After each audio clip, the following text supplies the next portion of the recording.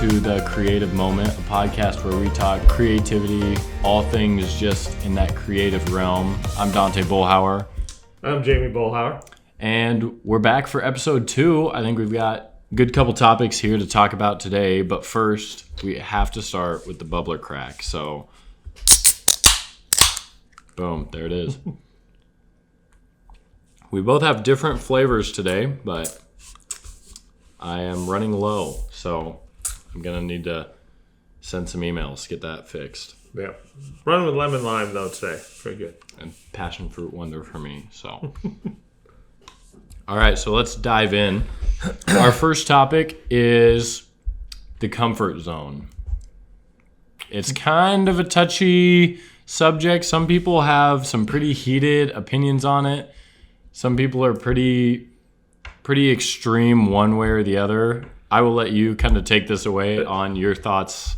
Well, as we were discussing possible topics and stuff earlier in the week, came across, the Instagram post or social media post that your life starts outside your comfort zone. And anybody who knows me knows that I take some things way too deep sometimes. And it just kind of hit me a little bit. And I was like, no, that's not true. That's not true. The comfort zone, I think, actually, there's some positives and there are some negatives, and we'll try to cover both of those. But I was really thinking about the positive and what a comfort zone actually is for a creative person. So, I'm going to start with a question. When you started your photography and understanding, what were you actually comfortable doing? Nothing, really. Nothing was comfortable because I didn't know anything. Okay, so let's zoom up to right now. What skill set do you have that you're comfortable doing? In photography? Yeah, in photography. I am pretty confident in sports. I'm pretty confident in senior photos. I'm always questioning my work, but I think that's just part of my internal drive, is I'm always trying to get better, so I'm always thinking that my work sucks. But I am comfortable now shooting almost anything that I've already shot. So okay, so technically, if we measured your comfort zone, little math reference here, the area when you began was very small. Everything was new. Everything was stressful to a degree, unsure yes. of those things. Now that you have a skill set, you could probably, if you needed to, and I know that you'll be out doing some state events and stuff like that, you're pretty confident, you have a comfort zone, especially in sports and everything. So technically your comfort zone is wider. Yes. Okay. So the one positive and the idea about a comfort zone is, if you pay attention to it, it is actually telling you what you have learned, what your skill set is, what you can be confident in producing for whatever writing, welding, photography, movies, and things like that. And I don't think that's a bad thing. I think you need to recognize and actually appreciate how your comfort zone has actually grown. Now, the idea that we're presented, though, and sometimes those posts and things like that, is that nothing you do is really worth your time unless it's somehow on the extremes. And I don't believe that. I think there is something to be said about working and producing work that is in your comfort zone, because it allows you to practice, okay? Being an athlete and stuff like that, that you practice more than you ever play, and for me, that's one of the positives, that if you pay attention to what your comfort zone actually is, you're telling yourself what you've learned, what you're strong at, and what you can rely on when things are sometimes a little tough, creatively thinking, coming up with ideas and stuff like that. I mean, it's called your comfort zone for a reason. That is where you are comfortable. That's your wheelhouse. That is what you are confident that you will be able to be good at no matter what it is. And so if you are constantly doing things outside of your comfort zone, I feel like you're just going to start finding things you don't like or you're just not naturally good at. And if you're constantly trying to stretch out your comfort zone, at the end of the day, you're not really going to be good at anything because you're not going to be comfortable because you haven't put in the reps of anything because you're always trying something new, trying to get outside what you perceive as your comfort zone. But in the end, if you're always stretching out, I don't think you have a comfort zone at all. Yeah. Because you're always perceiving your comfort zone to be this and trying something new, and you're never really figuring out where you're comfortable. And that's the extreme. The other extreme, though, is, and this is where, to a degree, that inspiration is that people stay inside of that. And sadly, though, their skill set can't grow. And that's the negative side of it, is because I'm really good at this. This is what I'm comfortable. And the reasons that they like to be on the other extreme range and lots of different personal reasons. Obviously, some of it is personal fear, validation, because you are always, your comfort zone produces work that people like, oh, that's so good. It's just like a basketball game, no matter what happens. Hey, oh, you did such a good job. It's a challenging line, though. And I think that people who want to actually really learn their craft expand their comfort zone.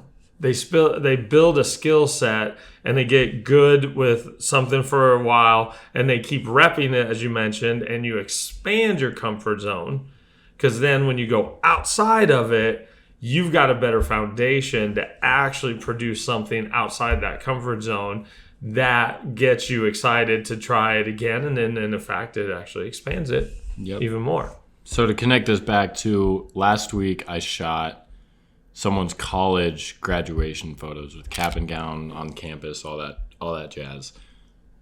I was pretty nervous about it because it was the first time I had done something like that. And so I didn't have a portfolio of mine that I could look back to and say, this was how I got this shot. This worked, this didn't. I had done senior photography, which is kind of the same-ish, but not really.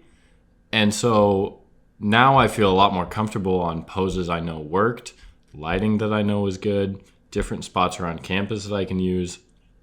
So that was something that I used kind of as a part of my comfort zone with senior photography, knowing like you want photos of her face, you want photos of her on the campus doing, like she had her volleyball jersey for a little bit. You want your high school experience or college experience summed up in that, and use part of my comfort zone that I developed because I've shot a lot of seniors now and used it to expand that into something that I wasn't entirely comfortable with. And I ended up getting there an hour early just to wait and scroll through ideas on Pinterest and stuff. So I agree there are goods and bads to it. If you're always staying inside your comfort zone, you're never going to grow. And that's where I think that quote tries to lead towards is your life begins outside of your comfort zone. Like, don't be complacent in it. But at the same time, you have to have a comfort zone where you are confident in your abilities somehow, in some way, no matter what it is. Yeah. And then what, like in your example, I think what happens then when you do stretch, you actually produce something outside the comfort zone that you go, oh yeah, that is, it doesn't mean that it's perfect, but you're like, it's not junk. You can see your strength come through, but you feel the excitement of stretching the idea that you have, or like in my case for writing it. And like I've been challenging myself to writing in different poetic forms, which I'm usually a free verse poet. And so I have to strengthen that, but I have most of my rough drafts are actually in free form, and then I go and work it and put it into a poetic form. And sometimes it's actually much better and just like, that is cool. And other times, like, not so good, but you learn. But you learn. Yeah. And so with that, we've talked about, there's obviously a balance. What does that balance look like? What's the balance between, I'm staying in my comfort zone too much, I'm stretching myself too thin, and I need to refine and get back to the basics of my comfort zone to be able to healthily, I don't know if that's a word. I'm an English teacher. If you can healthily, I'm just going to say it, grow your comfort zone while still feeling confident that, nothing's slipping out of it because you haven't refined it and you haven't kept those reps up of what was inside your comfort zone. Well, the first part is that you have to be truthful with yourself as a creative person. And you've mentioned a little bit of doubt and things, and same on my end, and just the antsiness. But that truthfulness allows you to know that when you get out of the comfort zone, it's not going to be exactly what you want.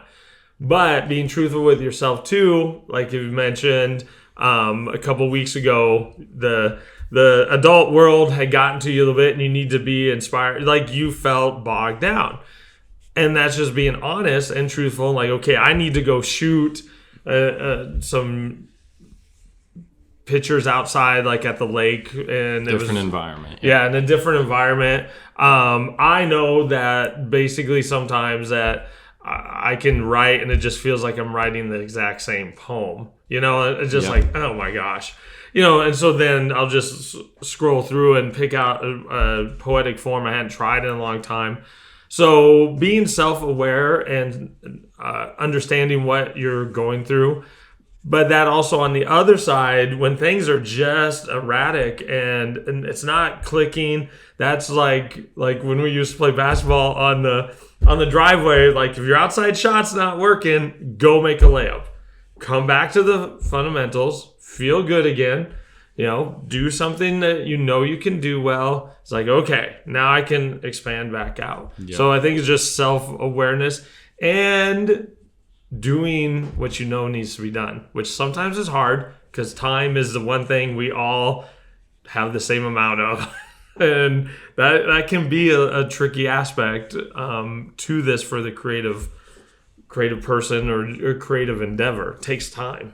Something that I think stems from that self-awareness is confidence. If you are starting to lack confidence in your work, if you're starting to think, maybe I'm not so good at this, then you reel it back in, you go back to what you can do well, and then that gives you kind of the rejuvenation of, I don't even know if that's a word, I'm throwing out words, rejuvenation of, okay, I'm confident now, I know here's my skill set now, maybe that didn't work, but I'm still going to try and expand that comfort zone in different ways and know that I can still come back to this because it's what I'm good at. Yeah. So with confidence, with just kind of knowing who you are, how to expand your comfort zone, how to really refine that inner part of it, I kind of want to talk about how to get noticed and how to stand out in this world, how to have the confidence to stand out, because we're in an age now where everybody has an opinion, everybody has the ability to go viral, to become New York Times bestseller or whatever, verified on Instagram, all that stuff. And it's hard because it feels like it's a super saturated market wherever you are. Like, everybody's on the internet. And so to be able to stand out in a space where I feel like creativity, everybody's trying to stand out because everybody's expressing themselves. We talked about this a couple weeks ago. Creativity is just expressing you and no one else is you. So how do you kind of justify, how do you prove that your work is, meant to be seen by your work is worthy of standing out amongst the crowd of everybody who's trying to stand out. In one way, this is a tough question personally, obviously, because I've been alive for 102 years And counting. and some of the self-doubt is because of that. Like, I have blogged for almost 12 years, and I have my chapbooks, and I have my fiction book, and different things like that. And I've made less than $1,000 on all that time. And so that question kind of haunts me. It kind of haunts me because your confidence does get hit. Your confidence gets hit. It's like everybody who has read my book or so, like, they like it. And like, how come nobody else is reading it, or how come I'm not in that space?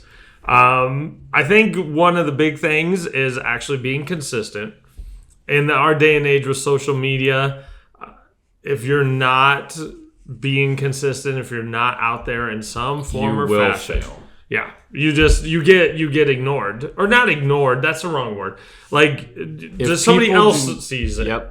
Because people are always watching, and so if you are not constantly like, hey, keeping their eyes on you, they're gonna forget about you, and that's just the nature of what we live in right now. Everybody's looking for that next dopamine hit, that next, like, what's the next thing that's going to make me laugh? What's the next thing that's going to make me feel inspired? So if it's not consistently you being, I'm here, like, I'm over here, this is my content, you're just going to fall off the face of the earth. And then it's even harder then to get back that audience that you had when you were consistent, and then keep going, build that up. And consistency is a hard thing. It takes a lot of discipline, and when life gets crazy, it's one of the easiest things to just say, I'll push this off till then, I'll push this off till tomorrow or whatever. And that easily becomes a week and a month, and then by that time your window could be gone. Yeah. Of time when people are looking for your work and looking to see your stuff. That, I feel, consistency is one of the most important things to help you get out there. Yeah, it is and for where we're at the moment in our culture. It just and the other part is, how many avenues do you really want to be in? I've not joined TikTok, and I don't know if I will. I probably should, but yet the problem is, if you stretch yourself so thin across all platforms, then you don't produce anything. Yeah. That's like you were talking about in our comfort zone. If I'm always over here scattering little pieces of things, then I don't actually produce anything that's really worthy or value. And so I'm pretty consistent on Twitter. I do have a creative blog, a personal blog, an educational blog. And I'm not consistent with them, but there's enough content and things that people recognize that part. The other part, though, is producing stuff, I think, in your realm, whatever it is, that you actually are joyful with, like that you your personally passion shines like. through it. Yeah. Yep. You could just tell, different stuff and stuff that's just made for money. And sometimes it feels like that stuff that really close to our heart is the stuff that doesn't get really noticed. But yet when it gets noticed, that's what people remember you for. Yep. Because, as you mentioned, so much stuff is just consumed anymore and forgotten, probably within seconds sometimes. Yep. The stuff that is true and honest is still what captures us, because that's actually what I think people are still looking for and still connect to. And that's also hard to do, though, too.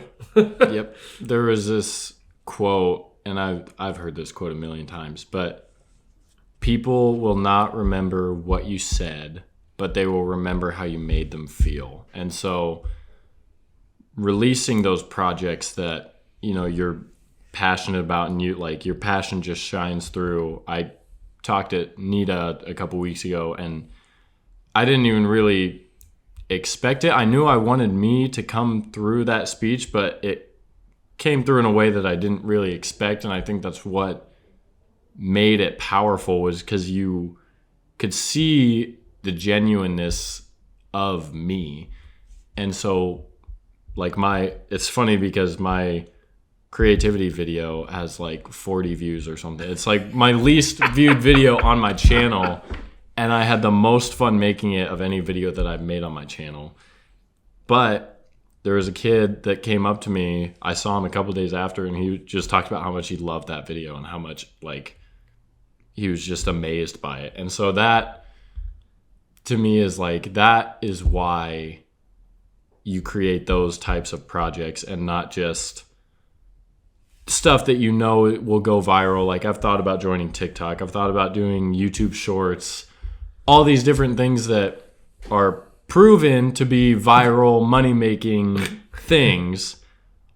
I just feel like in my heart that that's not the way to go, and that's not the content that survives the trends and the ebbs and flows of social media, where, maybe now everybody's just looking for a laugh on TikTok, but maybe in a year, people are looking for, I want to be inspired. I want to know this. I want to know how to do this or how to do that. And so I feel like those projects that you put yourself into and you actually, like, put a part of you in them are the projects that last and that will really fulfill you in creating them, instead of just what this will make money, this will go viral, that type of stuff. Yeah. And you can't guarantee anything will go viral, which is the really crazy, honest part about making it or getting some is chance. Luck plays a part. It does. Huge part. And maybe not pure luck, but timing.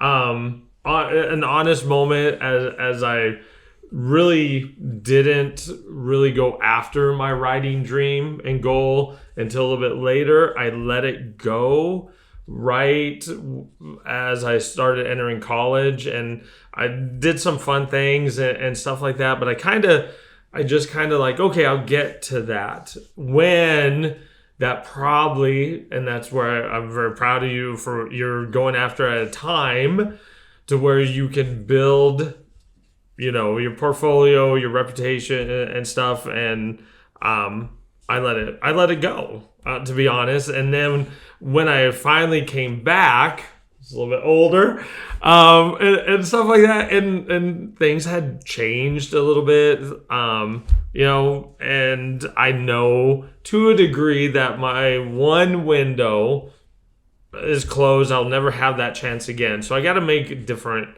windows. I got to find different opportunities. I got to find the opportunities and things to get out there that it's a little bit tougher now, and that's okay. I'm still doing it. I mean, and without consistency, you might miss that your last window to really do, or that window, and who a person could be that catches the photograph, reads the poem, just the chance. There's a little bit of chance. Yep. And sometimes that chance is other people, and you just don't know when that's going to happen, but you also don't know who you're going to inspire. Yep. It's a lot like teaching. You don't know anything about what your words, your lessons do in the outside world.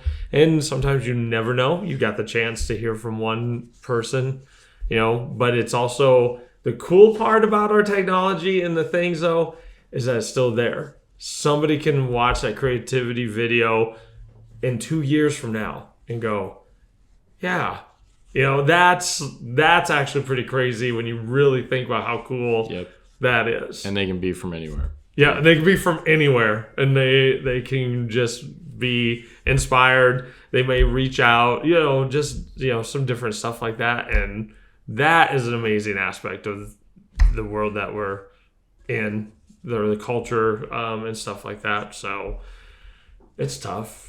I don't know. It is tough. And I think a lot of those big creators, if you asked them, like, what led to you getting big? What led to this video? What led to that poem blowing up?